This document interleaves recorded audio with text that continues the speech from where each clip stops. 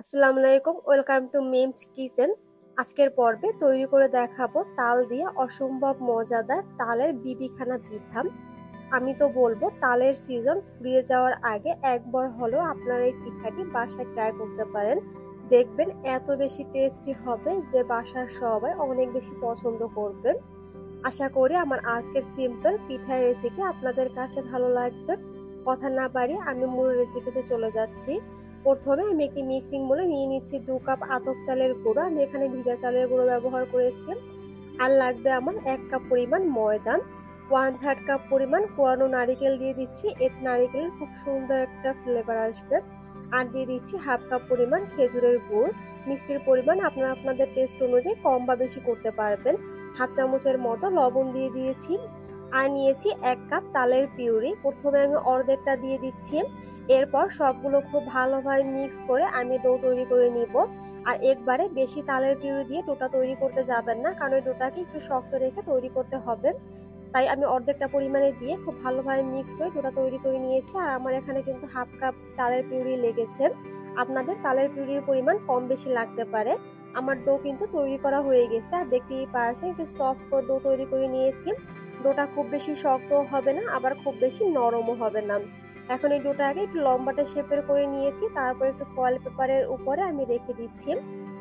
এরপর ফয়েল পেপারটা কেটে দুপাশ খুব ভালোভাবে সিল করে দিচ্ছি। আর খেয়াল রাখবেন দুপাশ খুব ভালোভাবে সিল করে দিতে হবে, যাতে এর ভিতরে কোনো প্রকারের ফাঁকা না থাকে। এরপর পাশ থেকে মুড়িয়ে আমি খুব ভালোভাবে রোল করে নিব। আপনারা নিশ্চয়ই দেখেই বুঝতে পারছেন যে আমি কিভাবে রোল করে নিচ্ছি। আপনাদের যেভাবে সুবিধা হয় ঠিক সেভাবেই কিন্তু রোল করে নিতে পারেন। খুব ভালোভাবে সিল করে দিতে হবে, যাতে চারপাশ থেকে কোনো প্রকারের ফাঁকা না থাকে। মুড়ি নেওয়া হয়ে গেছে, এখন চলে যাচ্ছি এই পিঠাটি ভাপ দেওয়ার জন্য। এজন্য একটি কড়াইতে আমি বালি গরম করে নিয়েছি। এরপর এই বালিটাকে মাঝখান থেকে একটু ফাঁকা করে নিচ্ছি। তারপর তৈরি করে রাখা পিঠাটি মাঝখানে দিয়ে উপর থেকে বালি দিয়ে দিব। এতে কিন্তু চারপাশটা খুব ভালোভাবে ঢেকে দিতে হবে, তাতে পিঠাটি খুব ভালোভাবে কুক হয়ে যাবে। কোনোভাবেই কিন্তু কাঁচা থাকার কোনো প্রকার সম্ভাবনা থাকবে না। এখন চুলার আঁচ একদম লো করে দিব আর ঢাকনা দিয়ে দিব 30 মিনিটের জন্য। আর 30 মিনিটের ভিতরে কিন্তু আমি একবার ঢাকনা তুলে এই পিঠাটিকে একটু উল্টে দিয়েছিলাম। আপনারা একটু উল্টে দিবেন, তাহলে কিন্তু পিঠাটি চারপাশ থেকে কুক হয়ে যাবে। 30 মিনিট পর উপর থেকে বালি সরিয়ে আমি পিঠাটিকে নামিয়ে নিব। ঠান্ডা হওয়ার পর আমি আপনাদেরকে দেখিয়ে দিচ্ছি যে পিঠাটি কতটা পারফেক্ট ভাবে সিদ্ধ হয়েছে। কোনো প্রকারেই কিন্তু কাঁচা থাকার কোনোভাবে সম্ভাবনা নাই। এখন আমি আপনাদেরকে দেখিয়ে দিচ্ছি যে পিঠাটি কতটা ভালোভাবে কুক হয়েছে। আর মাশাআল্লাহ পিঠাটি কিন্তু একটু পুড়ে যায়নি, কতটা পারফেক্ট হয়েছে আপনারা নিশ্চয়ই দেখিয়ে বুঝতে পারছেন। তৈরি হয়ে গেল অসম্ভব মজাদার তালের বিবিখানা পিঠা।